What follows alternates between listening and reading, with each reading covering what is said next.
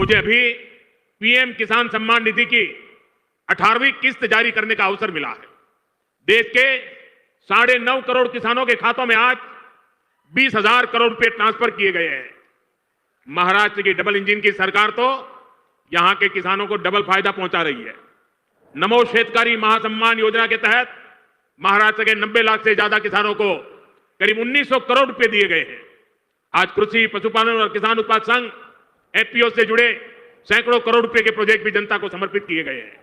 कोहरा देवी के आशीर्वाद से मुझे अभी लाड़की बहन योजना की लाभार्थियों को मदद देने का भी सौभाग्य मिला है।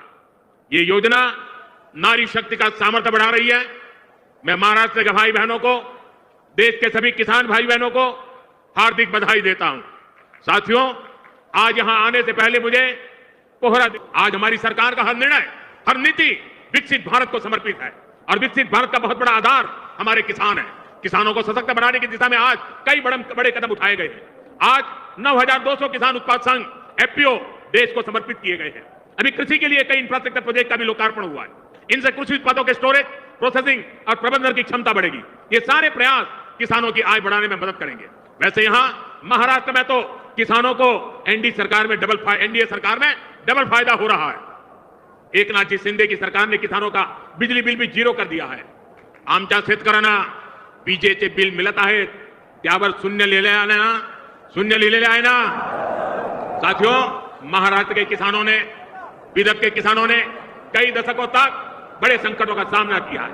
कांग्रेस और उसके साथियों की सरकारों ने किसानों को बदहाल और गरीब बनाने में कोई कोर कसर नहीं छोड़ी थी। यहां जब तक महाआघाड़ी की सरकार थी, उसके 2 ही एजेंडे थे। पहला, किसानों से जुड़ी परियोजनाओं को ठप करना। दूसरा, इन परियोजनाओं के पैसे में भ्रष्टाचार करना। हम केंद्र से महाराष्ट्र के किसानों के लिए पैसा भेजते थे, लेकिन महाआघाड़ी सरकार उसमें बंदर बांट करके खा जाती थी। कांग्रेस ने हमेशा किसानों का जीवन मुश्किल बनाया है। वो आज भी वही पुराना खेल खेल रही है। इसलिए कांग्रेस को पीएम किसान सम्मान निधि योजना पसंद नहीं आती। कांग्रेस इस योजना का मजाक उड़ाती है, किसानों को मिल रहे पैसों का विरोध करती है, क्योंकि किसानों के खातों में जा रहे पैसों से उनको जो कमाई करनी चाहिए, उनको जो कटकी करनी चाहिए, भ्रष्टाचार करना चाहिए, उसका अवसर नहीं रहा है। आज पड़ोसी राज्य कर्नाटका को देखिए, जैसे महाराष्ट्र में महायुति सरकार किसान सम्मान निधि के साथ अलग से पैसे देती है, ऐसे ही कर्नाटका में बीजेपी सरकार देती थी। यहां कर्नाटका के मेरे कई बंजारिया परिवार यहां आए हुए हैं, लेकिन जैसे ही कर्नाटका में कांग्रेस की सरकार आई, उन्होंने वो पैसा देना बंद कर दिया। वहां की कई सिंचाई परियोजनाओं से राज्य सरकार ने मुंह फेर लिया। कर्नाटका में कांग्रेस ने बीज की कीमतें भी बढ़ा दी। हर चुनाव से पहले कर्ज माफी का झूठा वादा कांग्रेस का पसंदीदा हथकंडा है। तेलंगाना में ये लोग कर्ज माफी का वादा करके सत्ता में आए, लेकिन सरकार बनने के बाद इतना समय गुजर गया, अब किसान कुछ पूछ रहे हैं कि उनका कर्ज माफ क्यों नहीं हुआ। भाइयों और बहनों, हमें भूलना नहीं है, महाराष्ट्र में भी कांग्रेस और महाआघाड़ी सरकार ने सिंचाई से जुड़े कितने कामों को रोक कर रखा था। जब एनडीए सरकार आई, उसने इस दिशा में तेजी से काम किया। महाराष्ट्र सरकार ने वैनगंगा, नलगंगा नदियों को लिंक करने की योजना को मंजूरी दी है। करीब 90,000 करोड़ रुपए की इस परियोजना से अमरावती, यवतमाळ, अकोला, बुल्डाना, वाशिम, नागपुर और वर्धा में पानी की कमी को दूर होगी। महाराष्ट्र की सरकार कपास और सोयाबीन की खेती करने वाले किसानों को आर्थिक मदद भी दे रही है। किसानों के खातों में कपास और सोयाबीन के लिए 10-10 हजार रुपए दिए जा रहे हैं। हाल ही में अमरावती के टेक्सटाइल पार्क का शिलान्यास भी किया गया। इस पार्क से कपास किसानों को बड़ी मदद मिलेगी। साथियों, हमारे महाराष्ट्र में देश की आर्थिक प्रगति का नेतृत्व करने की असीम क्षमता है। यह तभी होगा जब गांव, गरीब, किसान, मजदूर, दलित, वंचित सबको आगे बढ़ाने का अभियान मजबूती से चलता रहेगा। मुझे विश्वास है आप सब अपना आशीर्वाद बनाए रहेंगे। हम सब साथ मिलकर विकसित महाराष्ट्र, विकसित भारत के सपने को पूरा करेंगे। इसी कामना के साथ मैं एक बार फिर हमारे किसान साथियों, जो लोग भारत को आगे बढ़ने से रोकना चाहते हैं, वो इन दिनों कांग्रेस के सबसे करीबी दोस्त हैं।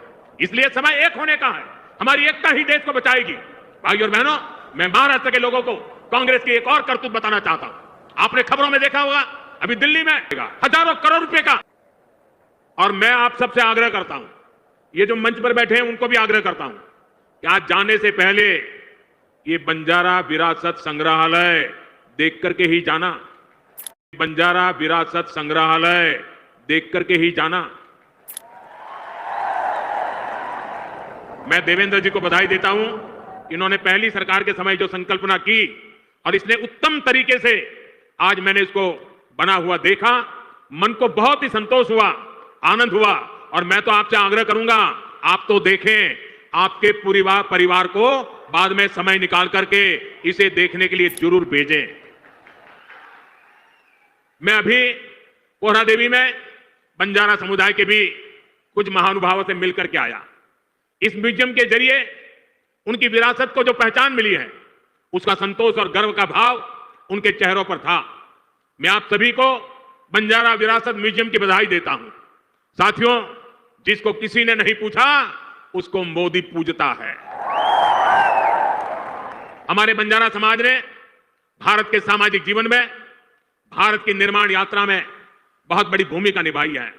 कला, संस्कृति, आध्यात्म, राष्ट्र रक्षा, व्यापार, हर क्षेत्र में इस समाज के महापुरुषों ने, महान विभूतियों ने देश के लिए क्या कुछ नहीं किया। राजा लखी शाह बंजारा, उन्होंने विदेशी शासकों के कितने अत्याचार सहे, उन्होंने समाज की सेवा में अपना जीवन समर्पित कर दिया। संत सेवालाल महाराज, स्वामी हाथीराम जी, संत ईश्वर सिंह बापू जी, संत डॉक्टर रामराव बापू महाराज, संत लक्ष्मण चैतन्य बापू जी, हमारे बंजारा समाज ने ऐसे कितने ही संत दिए जिन्होंने भारत की आध्यात्मिक चेतना को असीम ऊर्जा दी। पीढ़ी दर पीढ़ी, सैकड़ों हजारों वर्ष से यह समुदाय भारत की संस्कृति और परंपराओं को सहेजता और संवारता आया है। आजादी की लड़ाई के समय अंग्रेज सरकार ने इस पूरे समुदाय को ही अपराधी घोषित कर दिया था।